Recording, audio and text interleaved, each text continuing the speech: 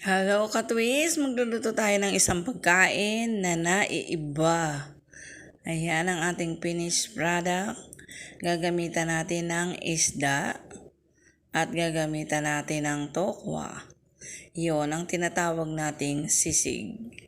Pero, unique siya. Kakaiba dahil may iba't iba siyang sangkap.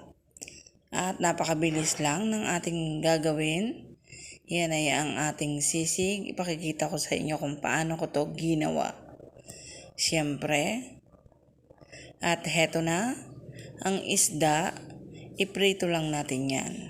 Ang tokwa ganun din. Hiwa-hiwain pareho. Hiwa-hiwain lang natin. At pag nahiwa-hiwa na natin ang katulad ng ganyan, lalahatin natin yan. Hiwa-hiwa. Doble-doblehin na natin para mas mabilis. Ayan ang pagkakahiwa. Yung papahaba lang. Pinrito ko na yan kanina para mabilis. Ayan, gusto ko yung mabilisan. Ayan. At pagkatapos, hihiwain naman natin ang ating pritong isda. Yan ay ang isdang talakitok. Depende yan sa inyo kung anong isda ang gusto nyong pangsahog yan. Masarap yan. Masarap na isda. And then, alisin lang natin sa tinik yung iba. Then, isama-sama lang natin para at least sayang kasi kung may laman-laman pa, diba? Napakamahal ng isdang yan. Gold. Pero, pwede naman natin gamitin yan kahit anong isda. Depende sa gusto natin. Yan kasi yung available sa rep, kaya yan yung niluto ko. Pero hindi na kailangan bumili pa. Kung ano lang yung available, yun na. Yan, ganyan na karami ang isda.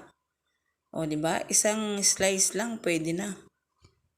Pagkatapos, isasama natin yan sa tokwa. Yan, pagsamahin lang natin yan. And then mix natin. At gawa natin siya ng sauce.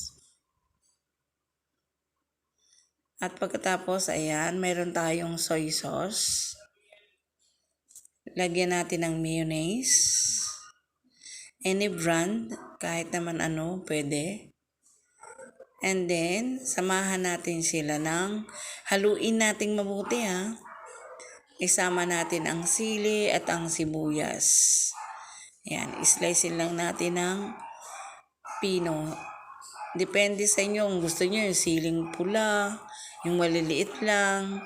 Ang mahalaga, maanghang siya. Maanghang-anghang kasi ganun ang gusto kong luto. Andan yung sibuyas natin.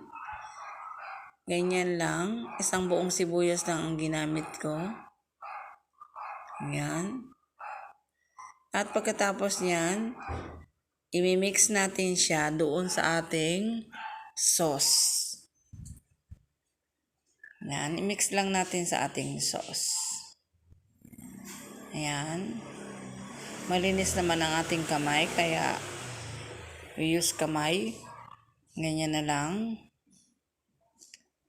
At pagkatapos, i-mix natin ng ganyan. At isasama natin siya para sa panglasa niya. Pero alam mo, kulang pa yan. May dadagdag pa tayo dyan. Ayan. Isama na natin ang ganyan.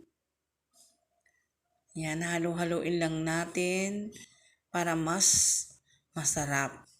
Alam nyo, kapag kaiba ang pagkain, kailangan baguhin nyo naman yung iba para matuwa naman yung kakain, di ba? Hindi palaging prito, Mix natin ng ganyan, and then, sure ako, masasarapan ang makasama natin. At kahit gawin yung pambenta, pwede naman. Yan, meron akong dalandan. Pigain lang natin ng ganyan kasi wala tayong kalamansi. Tingnan natin. Lagay natin yan. Total maasim naman yan. Ilagay natin yan dyan. Nilagyan ko siya. Maganda ang asim niya kasi hindi gaanong maasim. Manamis-namis kasi yan na maasim. Pwede na yan. Diba? Ayan, haluin lang natin.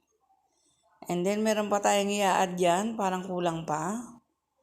At ito, yan, halo lang ng ganyan. Ayan, yan. Tikman natin. Ay, ang sarap. Wow. Pwede na. May dagdag pa, may kulang pa tayo. Ito ang pickles natin. Samahan natin ng cucumber pickles. Yan, yan. Isama natin yan. I-mix natin. At okay na yan. Mas masarap na, di ba? Yan ang tinatawag nating sisig. May cucumber siya na pickles. Mas masarap siya kasi kailangan naman kasi maasim na asim, manamis-namis yan. O, di ba? Na maalat-alat. Ganun ang lasa niyang sisig na yan. Fish yan, kaya may pickles. Thank you for watching.